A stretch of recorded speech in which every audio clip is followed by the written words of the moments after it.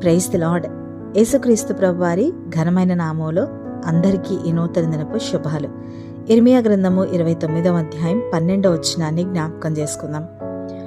మీరు నాకు మొరపెట్టుదురేని, మీరు నాకు ప్రార్థన చేయుచూ వత్తురేని, నేను మీ మనవి ఆలకింతును. ప్రార్థన. మనం ప్రార్థన చేస్తే దేవుడు మన మనవి ఆలకించి, మన విజ్ఞాపన ఆయన ఆలకించి మనకేదైతే కావాలో దాన్ని దయచేస్తాడు అన్న నమ్మకం మనకుండాలి. కానీ కొన్నిసార్లు మనం ప్రార్థన చేస్తాం కానీ దేవుడు నా ప్రార్థన ఆలకించారు అనే నమ్మిక ఉండదు, రాదు. కీర్తన గ్రంథం 66వ అధ్యాయం 19వ వచనంలో చూస్తే, నిశ్చయముగా దేవుడు నా మనవి అంగీకరించి ఉన్నాడు, ఆయన నా విజ్ఞాపన ఆలకించి ఉన్నాడు అని దావీదు మహారాజు చెప్తున్నారు. దావీదు మహారాజుకి దేవుడు తన ప్రార్థన అంగీకరించారు, ఆలకించారు అనే నమ్మకం ఉంది. చాలాసార్లు మనం ప్రార్థన చేసినప్పటికీ కూడా ఇంతటి విశ్వాసం అయితే మనలో ఉండదు. అసలు ఇలా మనం గట్టిగా చెప్పలేం కూడా. మరి మనం కూడా ఇలాంటి స్థితికి రావాలి అంటే మనం ఏం చేయాలి అనేది వాక్యానుసారంగా ఒకసారి నేర్చుకుందాం. కీర్తన గ్రంథం 66వ అధ్యాయం 18వ వచనంలో చూస్తాం, నా హృదయములో నేను పాపమును లక్ష్యము చేసిన ఎడల ప్రభువు నా మనవి వినకపోవును అని. మన హృదయంలో మనం పాపాన్ని లక్ష్యం చేయకూడదు అని దేవుడు చెప్తుంటే, మనమేమో అనేక పాపాలతో మన హృదయం నింపుకొని ప్రార్థన చేస్తూ ఉంటాం. అలా అనేక పాపాలతో మన హృదయం నింపబడి ఉంటుంది కాబట్టి మనం దావీదు మహారాజు వలె గట్టిగా చెప్పలేకపోతున్నాం, దేవుడు నా మనవి అంగీకరించారు, ఆలకించారు అని.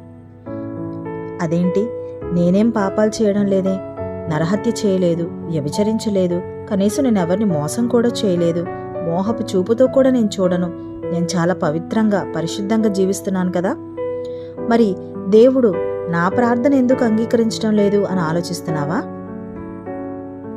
నిజమే, మనమేమి పెద్ద పెద్ద పాపాలు చేయం, కానీ చిన్న చిన్న విషయాల్లోనే పడిపోతూ ఉంటాం కొన్నిసార్లు.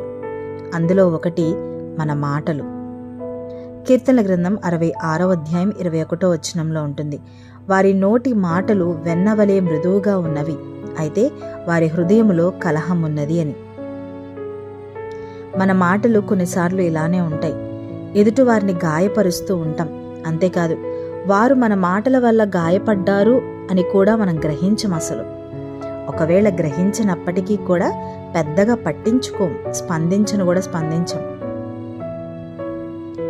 మత్తయి సువార్త 5వ అధ్యాయం 23-24 వచనాల్లో కూడా మనం చూడొచ్చు, నీవు బలిపీఠమునొద్ద అర్పణము అర్పించుచుండగా నీ మీద నీ సహోదరునికి విరోధమేమైనను కలదని అక్కడ నీకు జ్ఞాపకము వచ్చిన ఎడల అక్కడ బలిపీఠం ఎదుటనే నీ అర్పణము విడిచిపెట్టి మొదట వెళ్ళి నీ సహోదరునితో సమాధానపడము, అటు తరువాత వచ్చి నీ అర్పణ అర్పింపుము అని.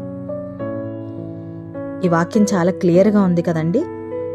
ఇలా మనం క్షమాపణ కోరుకోకుండా, దేవుడు చెప్పినది చేయకుండా దేవుని సన్నిధిలో మనం మొరపెడుతూ ఉంటాం. అందుకే మన ప్రార్థనకు జవాబు రావడం లేదు. అంతేకాకుండా మన హృదయంలో పాపం ఉండడం వల్ల దేవుడు మన ప్రార్థన ఆలకించారు, అంగీకరించారు అనే విశ్వాసం కూడా మనకి రాకుండా ఉంటుంది. కాబట్టి ఇక నుండైనా దేవుడు ఏదైనా విషయంలో మనల్ని గద్దిస్తూ ఉంటే, పదే పదే మనకి గుర్తు చేస్తూ ఉంటే, మన మనస్సాక్షి మనపై దోషారోపణ చేస్తూ ఉంటే గనక వెంటనే విధేయులమై లోబడి మనల్ని మనం సరిచేసుకోవాలి. అలా సరిచేసుకోవాలి అని దేవుడు ఆశిస్తున్నారు కాబట్టే మనకి అన్నిసార్లు మనుషుల ద్వారానో, వాక్యము ద్వారానో, పరిస్థితుల ద్వారానో పదే పదే మాట్లాడుతూ ఉంటారు. అలా దేవుడు మనతో మాట్లాడుతున్నప్పుడు మనం లోబడ్డం నేర్చుకుంటే తప్పకుండా మన ప్రార్థనలకి జవాబు పొందుకుంటాం. అట్టి కృప దేవుడు మనందరికీ అనుగ్రహించునుగాక. ప్రార్థన. పరిశుద్ధుడా గొప్ప తండ్రి, మీకు వందనాలు. దేవా, మనకు నూతన దినాన్ని మాకు మా బ్రతుకుల్లో మీరు దానంగా దయచేసినందుకు వందనాలు తండ్రి. మీరు మమ్మల్ని ఎంత ప్రేమిస్తున్నారో మాకు అర్థమవుతుంది. అవునయ్యా, కొన్నిసార్లు మేము చిన్న చిన్న విషయాల్లోనే పడిపోతూ ఉన్నాం, నిలబడలేకపోతున్నాం, జారిపోతున్నాం. ఒక మాటలోనే దేవా ఎన్నోసార్లు నోరు జారి మాట్లాడుతున్నాం తండ్రి. దయతో మమ్మల్ని క్షమించండి. ఒకవేళ గ్రహింపు లేని మనసు మాకుంటే గ్రహింపును దయచేయండి. మా మాటలు ఉప్పు వేసినట్లుగా ఉండడానికి సహాయం చేయండి.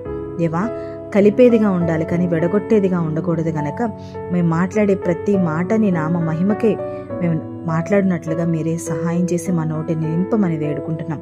దేవా, ఈ ప్రాంతంలో ఎంతమంది అయితే ఏకీభవిస్తున్నారో బిడ్డలందరినీ మీరు పేరు పేరున జ్ఞాపకం చేసుకోండి. ఈ దినమంతా కూడా తండ్రి మీ కృప, మీ కనికరం, మీ వాత్సల్యత నా మీద, మా మీద, మా కుటుంబాల మీద ఉంచండి. దేవా, మేము చేస్తున్న ప్రతి పనిలో, ప్రయాణంలో మీరే మాకు తోడుగా ఉండి క్షేమాన్ని దయచేయండి. దేవా, ఇదిగోనైనా ఎంతమంది అయితే బలహీనులుగా ఉన్నారు బలపరిచి కృప చూపండి. దేవా, రోగులుగా ఉన్న వారిని స్వస్థపరిచి విడుదల దయచేయమని యేసుక్రీస్తు ప్రభు వారి ఘనమైన నామములు అడిగి వేడుకొని ప్రార్థించి పొందుకొని ఉన్నాము తండ్రి. ఆమేన్.